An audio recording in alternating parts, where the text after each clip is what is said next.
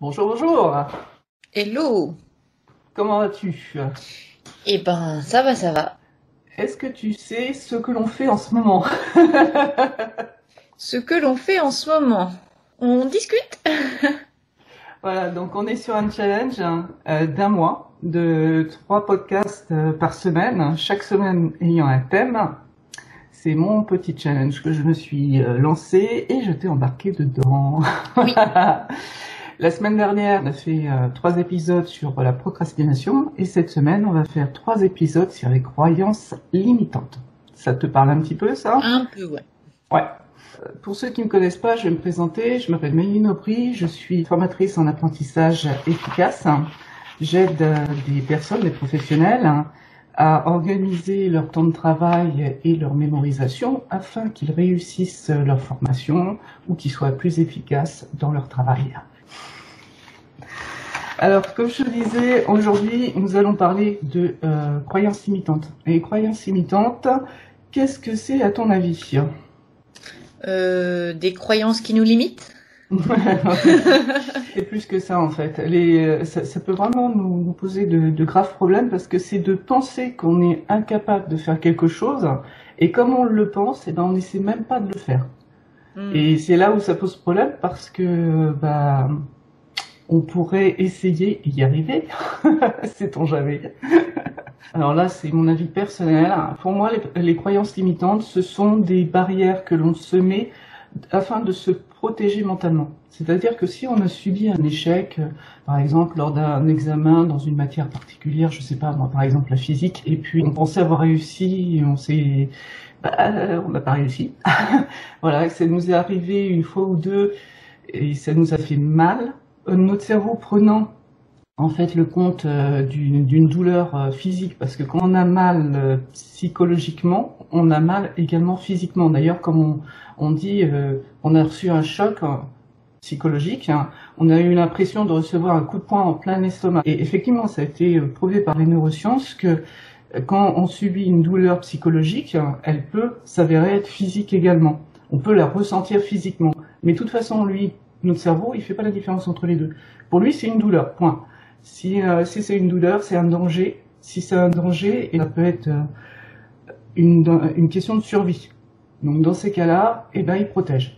À mon sens, les croyances limitantes, ce sont des barrières psychologiques que l'on se met de façon à éviter de souffrir. On n'est pas capable d'eux, donc c'est pas grave si on n'y arrive pas puisqu'on n'est pas capable. Donc en gros, voilà, on n'essaie pas.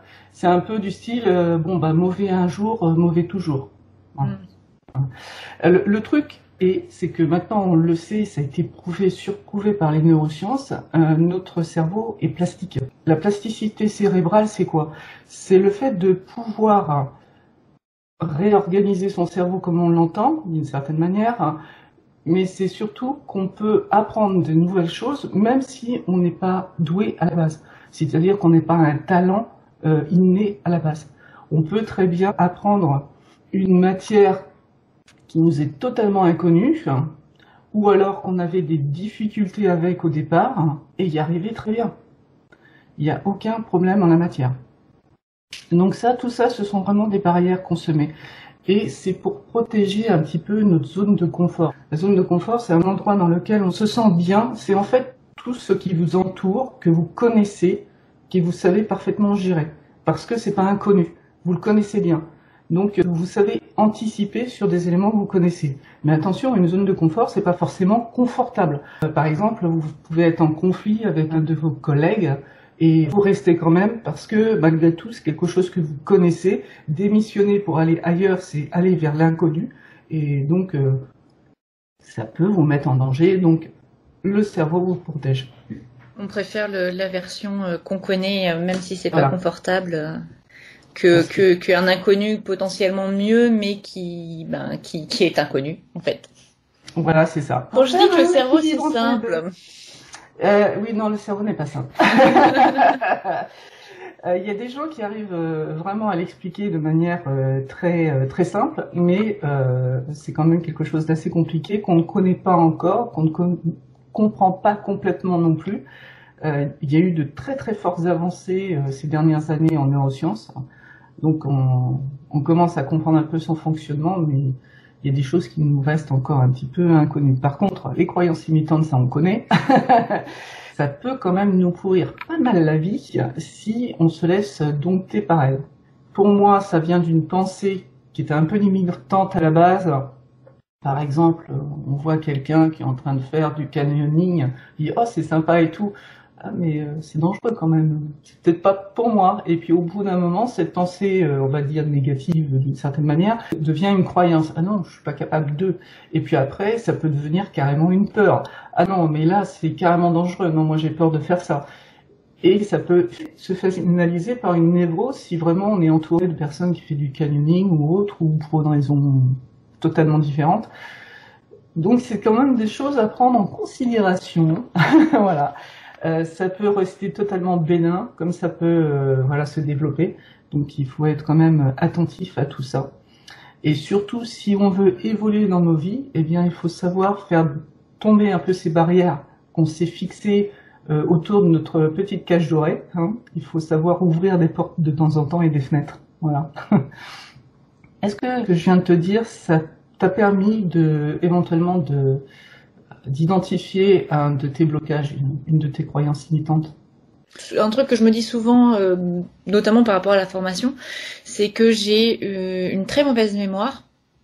J'ai beaucoup de mal à me souvenir des choses, mais en même temps, je sais que par exemple, j'ai une très bonne mémoire des lieux. Donc en fait, je pense qu'il y a peut-être une part de croyance derrière. Qui fait que je me dis j'ai une mauvaise mémoire, du coup je fais pas trop attention aux choses et du coup je mémorise pas bien, tu vois, et qui a fait un petit cercle vicieux, on peut dire ça comme ça, sur le fait de me souvenir des informations, des noms par exemple, des noms des gens. Alors que quand je fais attention ou que j'ai vraiment besoin de cette information, je me souviens rapidement du nom de la personne, mais que de manière générale, j'ai plutôt tendance à dire non, mais je me souviens pas des noms, donc je me souviendrai pas de votre nom, vous vexez pas quoi. Et du coup, je me souviens pas du nom. Ce que tu indiquais à ton cerveau justement que voilà, le cerveau c'est un brave petit soldat.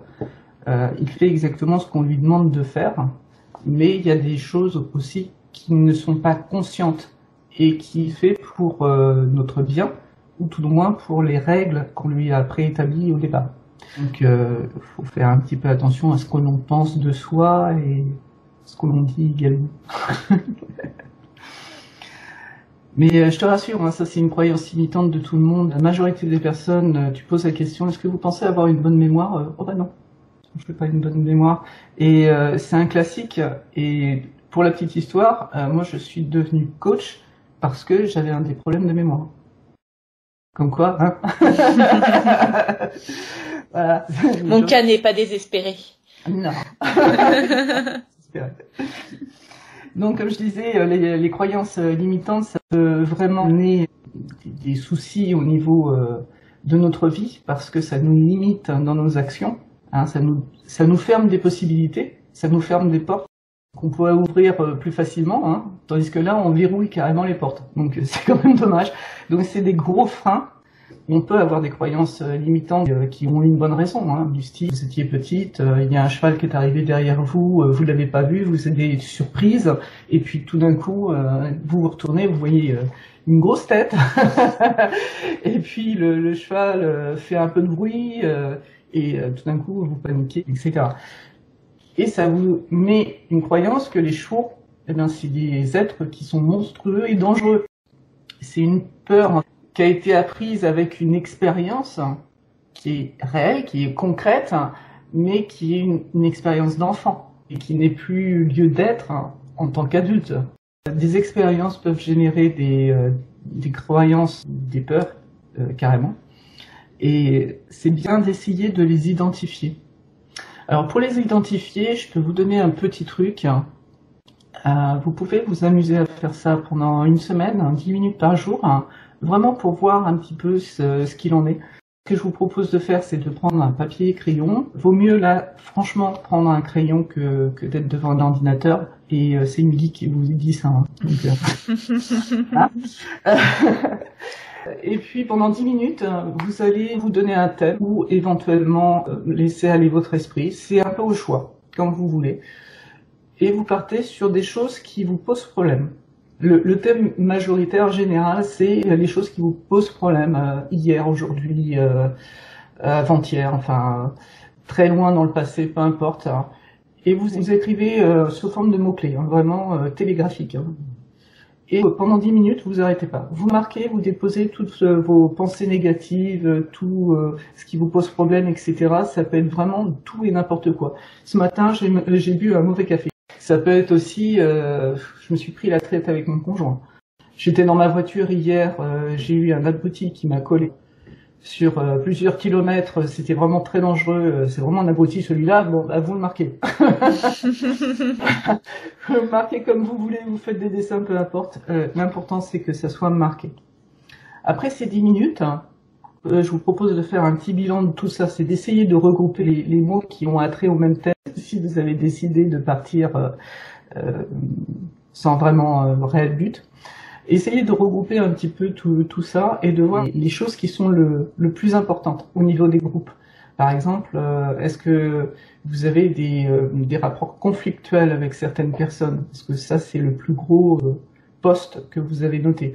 Ou est-ce que ça va être parce que vous avez envie de faire quelque chose depuis très longtemps? Je sais pas, vous avez par exemple envie de vous mettre à la musique et puis vous vous sentez pas capable de le faire, et vous avez essayé il y a très longtemps mais ça n'a pas marché. Enfin bon bref, ça peut être vraiment tout et n'importe quoi. Vous voyez, c'est très très large.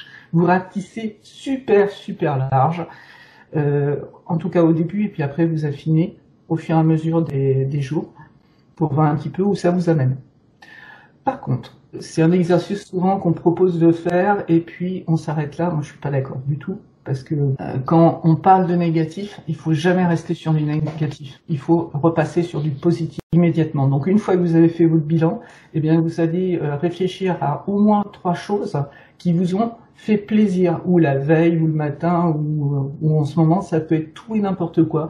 Vous avez vu un joli nuage avec l'éclairage du soleil dessus, ça faisait vraiment beau. Vous avez vu un chien passer, ça vous a amusé parce qu'il avait une façon marrante de marcher.